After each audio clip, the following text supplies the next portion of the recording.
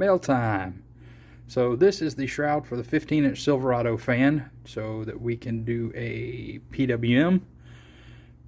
The shroud was built by BurnDown, the BurnDown Garage YouTube. And it is sold through Warr Performance. Our friends, Drag and Drive, family, a great group of guys. So the goal is to take this today, get it on this car today. Or maybe tomorrow. Maybe we'll finish it tomorrow. We're going to try it today. We're going to add a few pass-through vents, some flaps on the side of the shroud to allow some more air to flow through while we're driving down the road. And we're going to try to get this thing to cool a lot better than it is now. All right. So let's get started.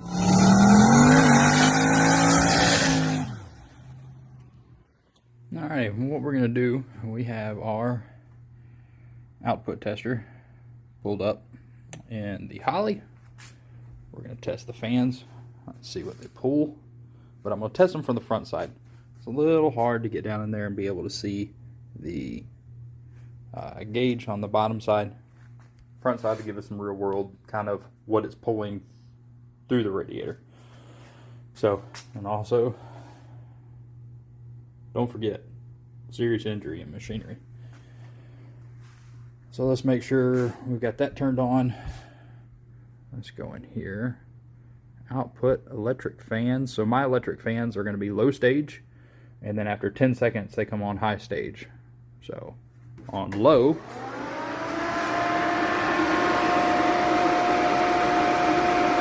we're pulling about 1700 cubic feet a minute. On high, we're pulling right at 2,000. It's also here on this side.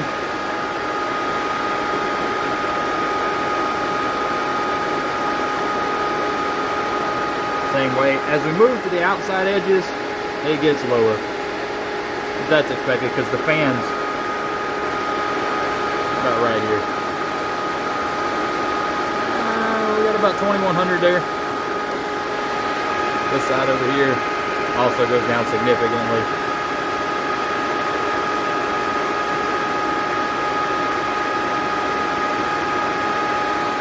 So roughly about 2,000 CFM.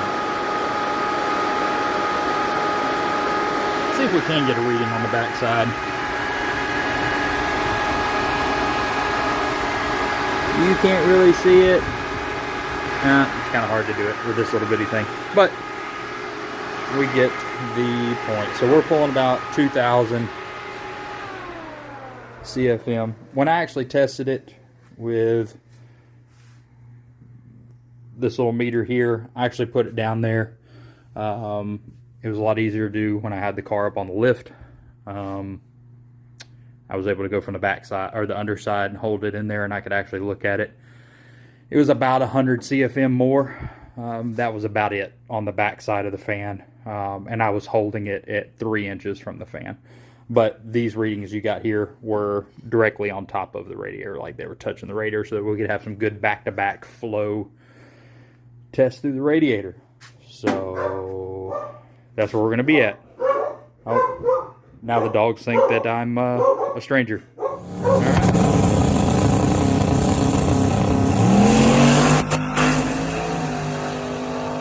right. So this is the fan I have. It is a D-rail. You can see in there. It is the 14-inch. It is a 2-speed high and low fan. It's supposed to do, well, so when I bought it, they've actually lowered the rating on them since I bought them. When I bought this fan, it said it did 2,000 on low, CFM on low, and 3,000 CFM on high. They have now since rated it down to, I think it's 1,800 on low and 2,300 on high. I think is what it's supposed to pull. But based off the original ratings on the car, you could definitely tell that it was nowhere near the original ratings, especially since they lowered it down. It was close to the new ratings on them, but Still not enough. What we're hoping is we have a few of these fans. They're the 15-inch Chevy Silverado fans, and we're going to install those, and hopefully it cools a lot better, pulls a lot more air. So we're going to test that out.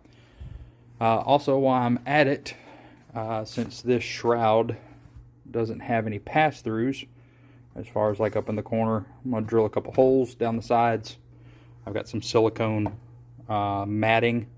It's like some close to 1/8 inch thick silicone matting that I'm going to install on this back side, riveted in, just to let some air pass through on these sides over here while I'm driving down the road. Hoping that helps out a lot too. So yeah, we're gonna get to cutting, and all right, so we got it in, got it mounted. Had to make a little tab down here on the bottom just to kind of seal it off. Thought about welding it up, but nah, we'll just go ahead and attach it with some self-tappers. So comes with this awesome flying lead. I'd say that's probably 4 to 5 foot of flying lead. So you can see that's probably 10 gauge wire, I'm guessing.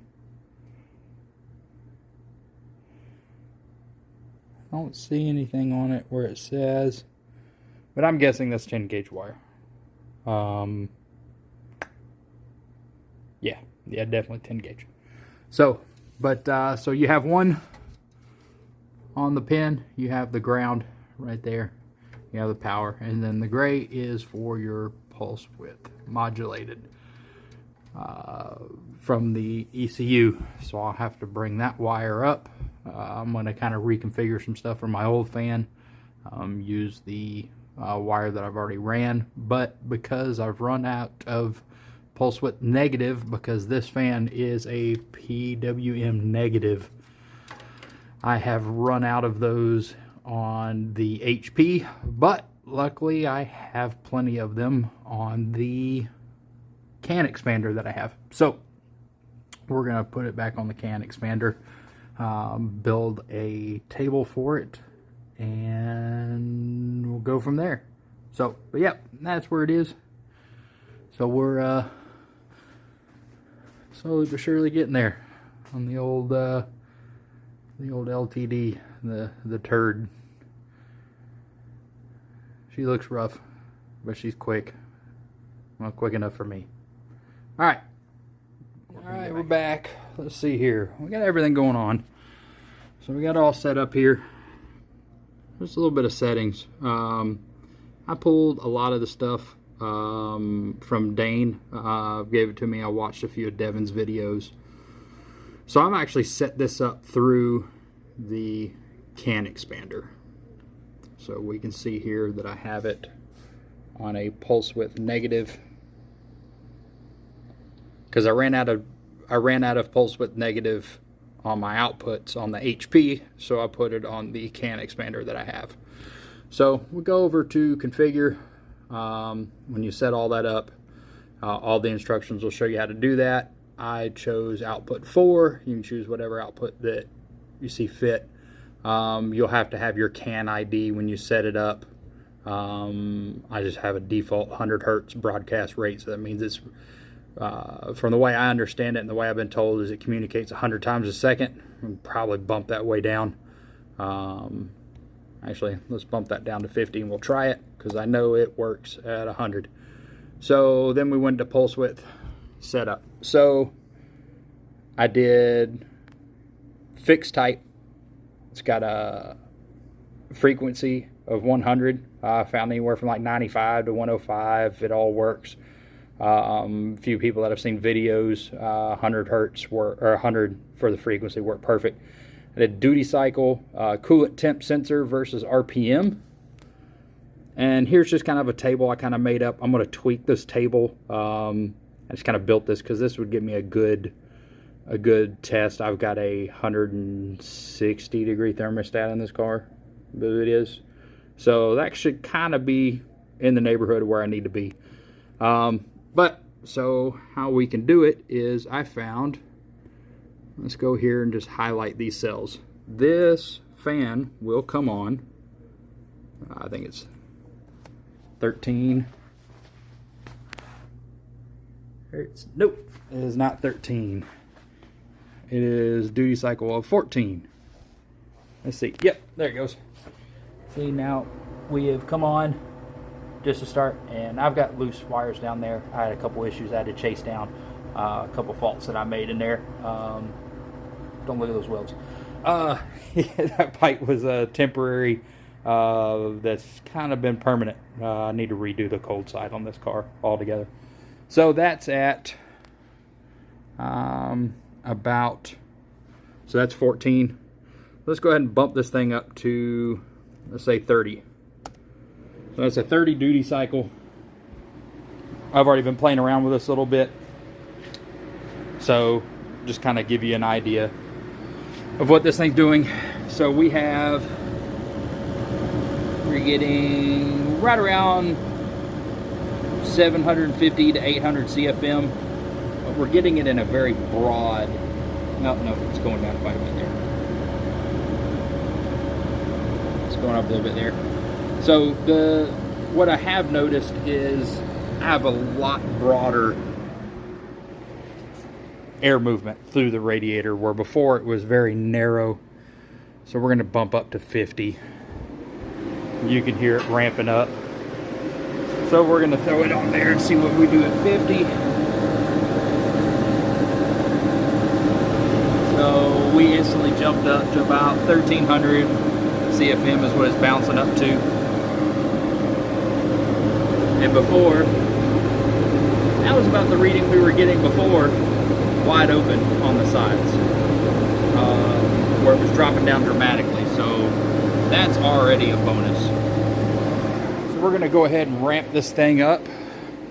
I need longer USB cables so I can have my laptop up there. We'll ramp this up to 70% duty cycle, or yeah. So you can hear it got louder and louder. We're going to throw this in there. So we're already up to about 1700 CFM right there in the center. On the outside edges, I've got about 700. It's bouncing between like 600, 700 on the outer edges. This one's about 800, between 7 and 800 CFM.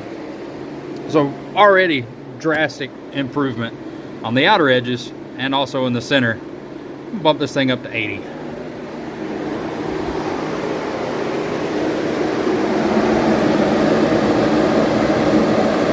So we've already tied the other fan at 80% duty cycle. And we're making about 800, bouncing between like 750 and 900 on the outer edges.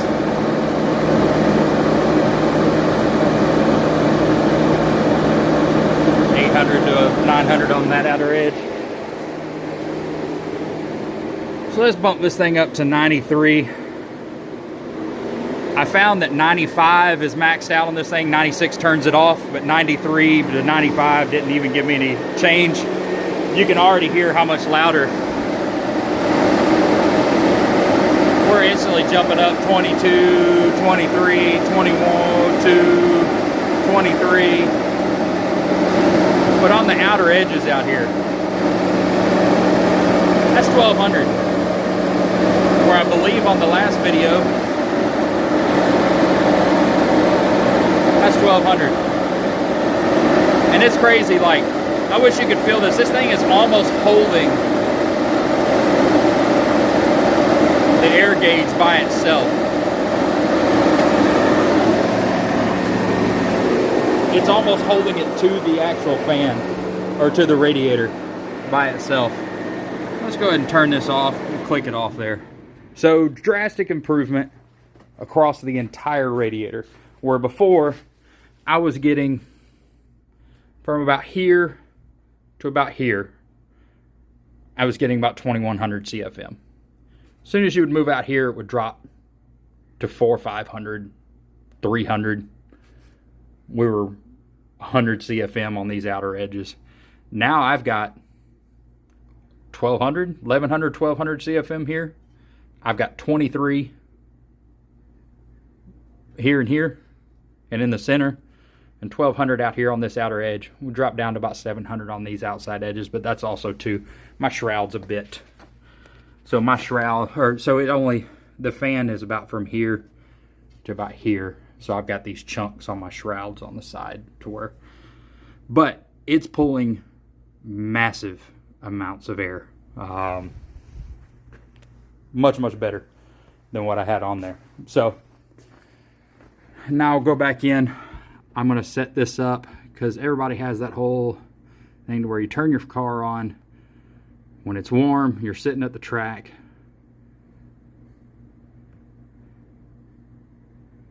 and fan comes on because the car is warm. I'm going to go set it to RPM.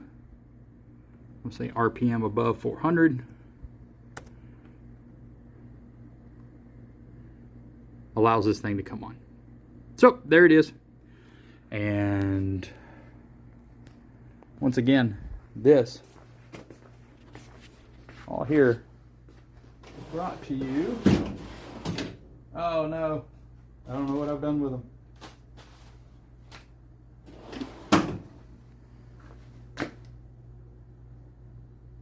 Oh well. It was brought to you by Warr Performance and BurnDown YouTube channel, Dane Thompson. So definitely something to look into. I believe they're going to have them live on the site sometime the next week or so, is what I heard. And I highly recommend. So thanks for watching. Thanks for tuning in. If you want to give me a like, a share, a subscription, that's cool. Really not in it for all that, but just in it for a little bit of knowledge. Also, shameless plug, if you haven't filled out an expression of interest for the Kakalaki Run, go to kakalakiRun.com. Dragon Drive in the North Carolinas. We're looking March of next year. It's being put on by two really good friends of mine, Jared and Sharon, and we're going to have a really good time. You'll get to see my smiling face. This ugly mug. You'll get to see my smiling face, probably running lanes, running all over the place, and who knows what else you'll see me doing. So, but yep, have a great day. Bye.